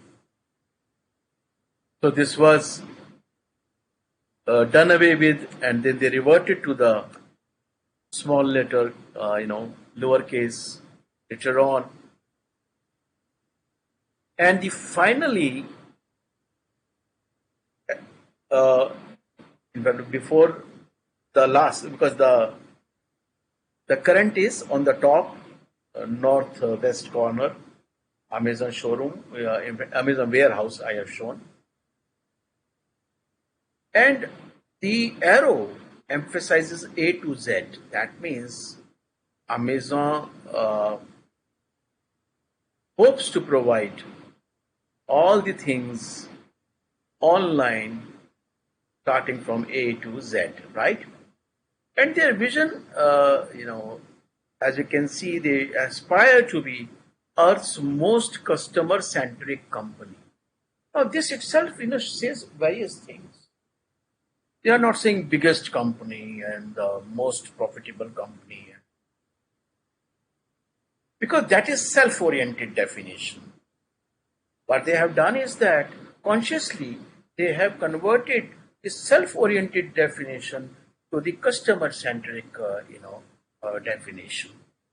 So how we can interpret the vision, or maybe the changing vision of the firm from its logo? In fact, we may not have time to discuss it today. Unilever's new logo, if you would have noticed, blue color logo with its floral prints, that itself has got a huge, kind of learning, in terms of the vision of the and the mission of the corporation.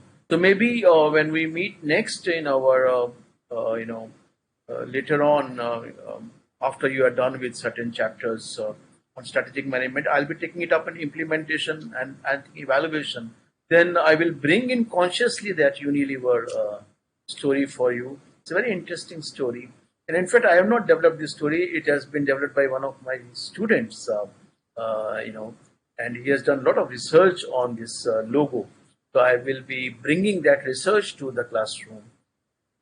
Will be very happy to share it with you. So the point is that one is that I sit back and upright. Upright means before. I define these terms very clearly. This is vision, this is mission, this is objective, this is goals, right? The other way is that I observe these, emerging as if, from the firm's behavior.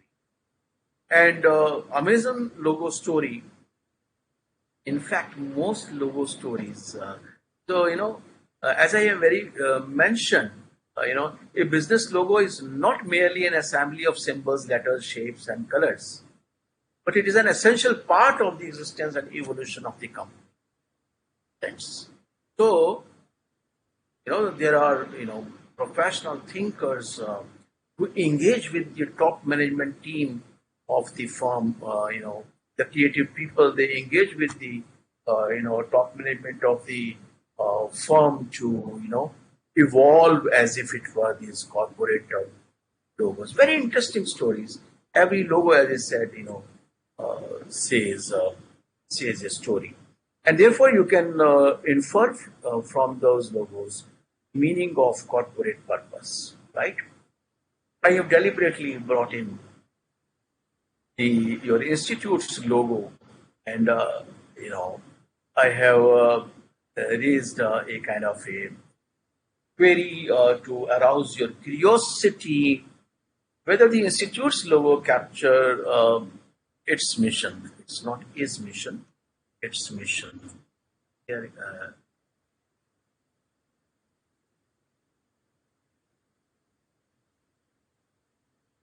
So you are the ambassadors of the Institute of Chartered Accountants of India, and the bird that is there in your logo is Garuda, an eagle, right?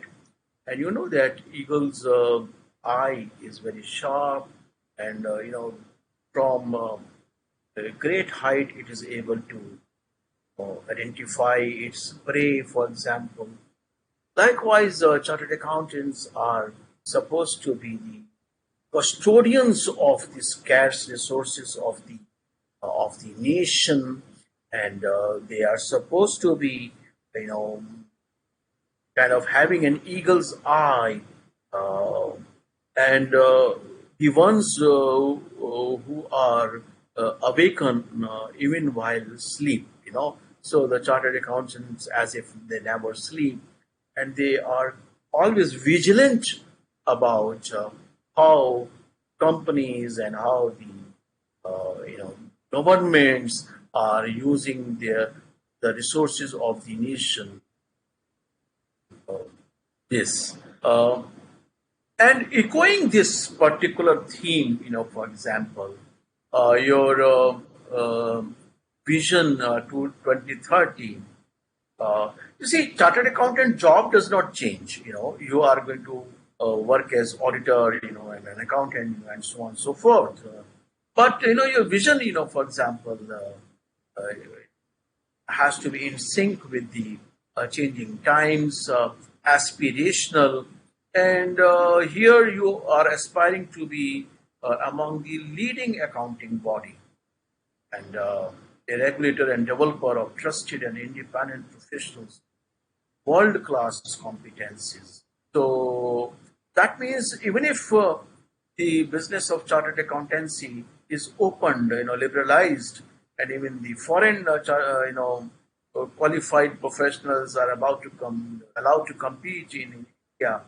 The question is whether our students will be able to stand up to them and kind of do well in the. Okay, you have read Apple story. Yeah, Apple logo story. Important, right?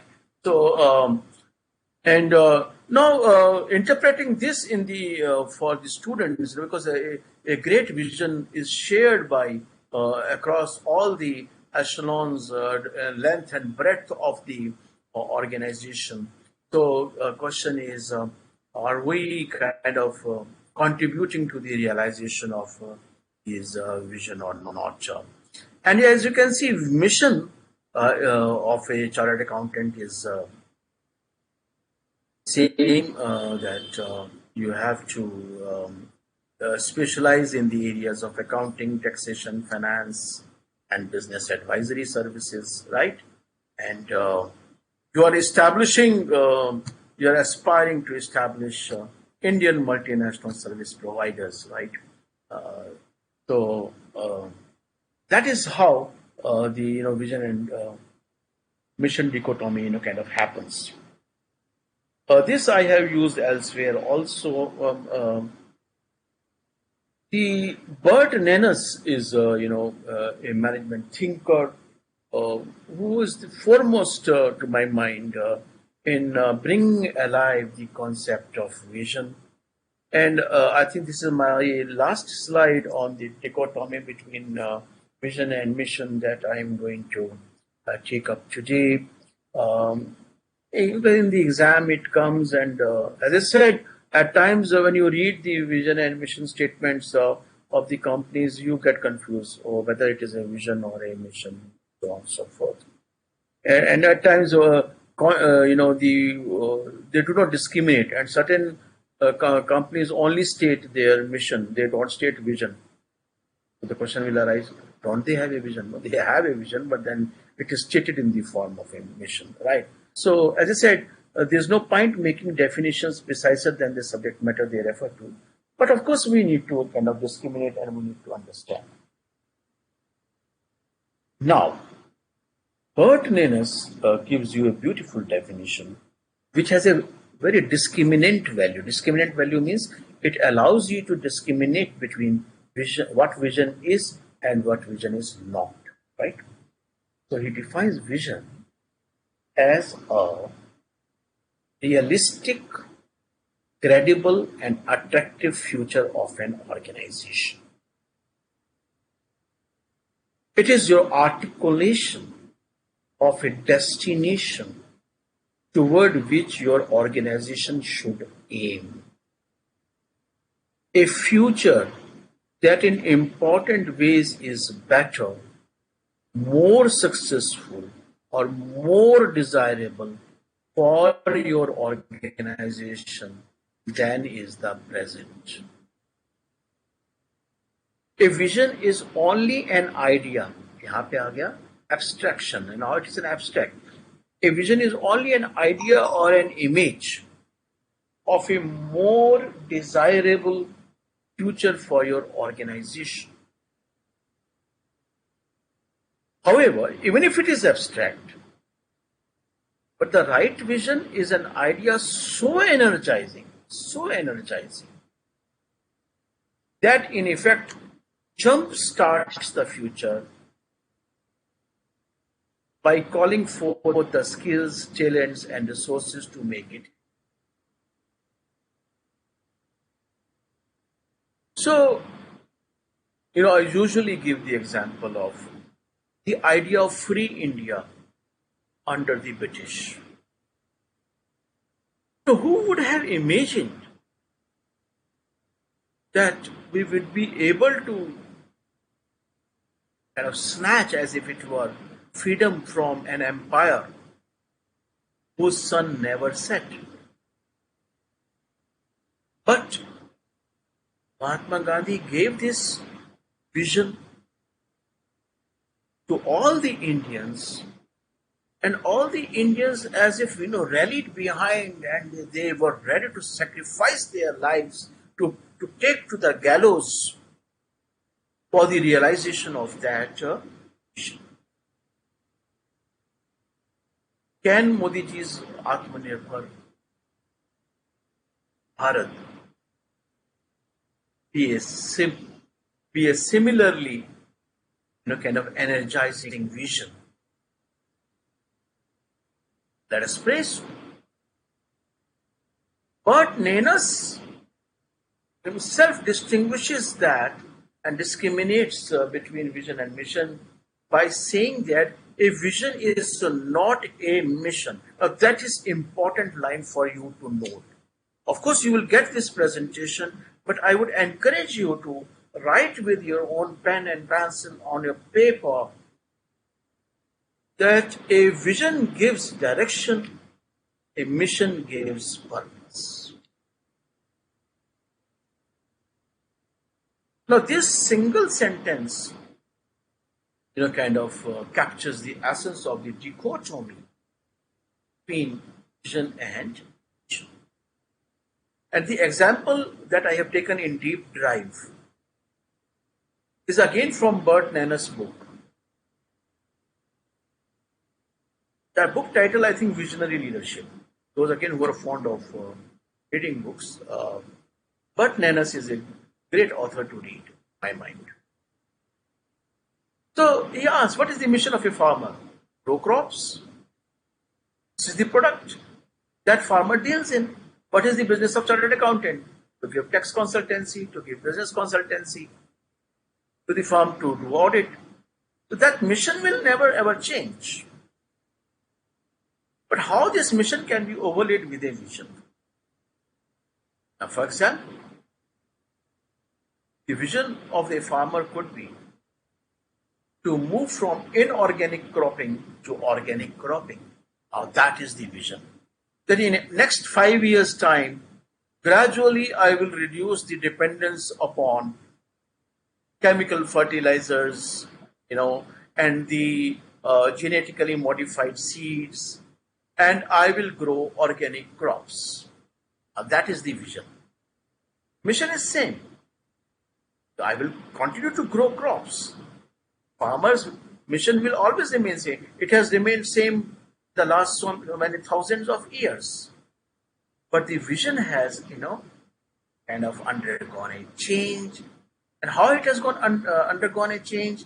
Maybe in sync with the changing times, or also growing consciousness. It is out of my own reflective thinking that I might develop a new vision for my corporation. Now, for example,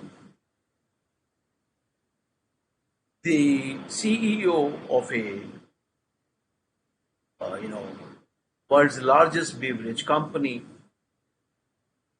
thought of reducing the contribution of carbonated drinks, the artificially flavored drinks, and to add what you call fruit-based drinks, healthier drinks into the product portfolio. Now that is the vision, and that is about kind of the direction. The firm is now moving in the direction of healthier food supplements and healthier drinks away from the carbonated drinks. ITC chairpersons, the former chairperson, the vision of diversifying the firm or taking the firm away from the cigarette and tobacco business to becoming a what you call FMCG, fast moving consumer goods major. That is a vision, right? So, making India Atmanirbhar is a vision, right? So, therefore, I hope with this discussion, uh, I have been able to communicate to you all this vital difference between vision and mission that bothers very many learners when it comes to negotiating with this in the exams. I have been left with I think next 7 to 10 minutes. I'll be very happy to take your questions, but in the process also, I will be completing the kind of and the discussion in entering into the finer thing. That's another way of looking at vision and mission. So when the vision is the emerges not only from the mission, because the farmer's mission remains the same, so that vision will capture that mission also. But as I said, it is reshaped. Here it is shown it is shaped by market forces. I argue it is shaped or reshaped also by my own reflective thinking, the CEO's thought processes, right? And so from merely a crop grower, I become an organic crop grower. That is the kind of vision. Um, I have highlighted the fact this is the triangle of success that I always talk about. That vision tends to be very aspirational. Going back to C.K. Prahlad's basic concept, aspirations greater than resources. So the it is fired by a dream. Uh, no, what do you call Elon Musk's idea of Tesla cars? It is a vision because you are looking in terms of a revolution in the passenger movement, and giving away of the fossil fuels altogether, and you are moving towards battery operated, kind of vehicles. And of course, realization of it requires a very passionate, kind of commitment and action orientation. So an aspiration is a triadic concept in which there are elements of imaginary, and there is an element of passion. There is an element of kind of a action orientation. Certainly, we have talked about ITCs, and I think your study material does a good job also when it defines the mission, as I have been saying, because in a product market, configuration, and as you can see that your study material captures the mission statement of Indian Oil, Indian Railways, Revlon, Uh, uh, with respect to the production centric and the customer centric definitions, that is what actually mission is all about. That is product and market configuration. Uh, Indian Oil looked at from the perspective of the company, produce oil and gasoline products, and from the market oriented concept uh, into energy solutions, right? Cost effective energy solutions. From the perspective of the company, Indian Railways, they are a railroad service provider, but from the concept of the perspective of the market, they are into the transportation and what you call cargo or material handling system, right? So this is a good matrix, I think, in your study material. That also helps you distinguish between vision and mission, and you can definitely rely on this. Um, the whole issue of business definition as an element of vision, because we need to really define, and I said what market, what products we are in, and we need to define the scope of the business. And Theodore Levitt, I think I introduced him in my the last previous session as a management thinker. Theodore Levitt talked about the business definition being neither too narrow. Now, for example, I am I into a business of toothpaste.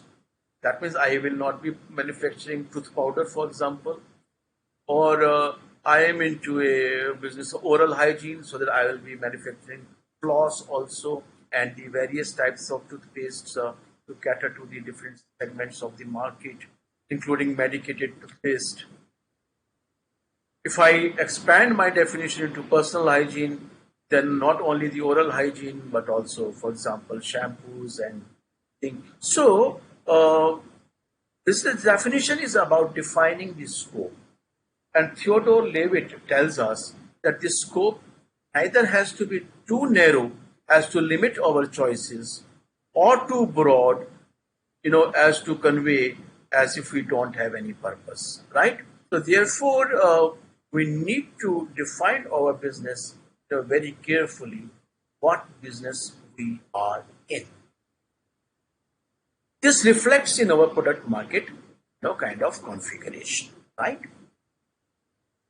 And the concept of business model, which is again inherent in the idea of my strategy intent, is that I have to look at how am I going to, very narrowly speaking, business model is about how I will be making money.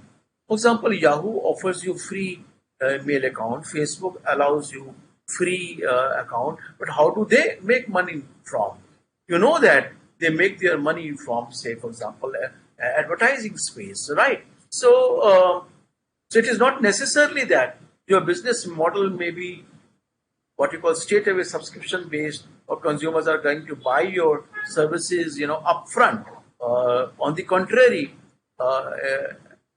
as you can see, the common characteristic of these platform businesses is that they provide you kind of a free access, and that's where they generate the number on platform, and they derive their revenue from sources other than kind of subscription to those platforms. Yes, subscription is also there. For example, Yahoo, you can have a premium account. That's a different issue.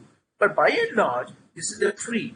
And much of the social media is free for the consumers to log in. But at the same time, their business model is not to make money from, for example, users of this Facebook as social media, but from the firms that are making use of. social media to promote their products. So, business model innovation and the idea of business model, incorporation of this business model. So Facebook says our vision is to connect the people. Now, in connecting the people, how they make money. That's what we kind of need to understand. And I have said there's no one business model, but there are business models. And uh, traditional business models are that products are routed to the channels and to the customers. And now the customers log on to the portals. For example, you log on to Amazon, and through Amazon, you are approaching various sellers to buy the products. So therefore, as an exercise, I have put the business model of the multi-level marketing firms such as Amway and the business model of plantation companies. So good business models, therefore, help in making a good corporate vision and mission. And with this, I rest today's discussion. I hope I have been able to clarify the several concepts included in first three chapters on strategic management. You are now ready to receive inputs on business level and corporate level strategy from my colleague, Dr. Anupma Mahajan, from tomorrow onwards. Wishing you huge learning, and I would be welcoming you back when I take up strategy implementation and control. Thank you so much.